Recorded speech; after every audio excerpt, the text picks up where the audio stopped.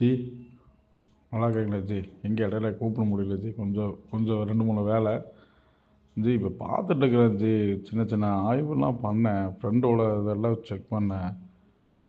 நட்சத்திரம் பக்காவாக பேசுது ஜி. இப்போ புரியுது, அதாவது என்ன, அவன் எந்த லாக்கில் இருக்கிறான், எது பாதிப்புங்கிறது வந்து தெளிவாக காட்டி கொடுக்குது. பட் அதுக்கு இந்த ஃபாலோ பண்ணி உடனே ப்ராசஸ் பண்ணுறதுக்கு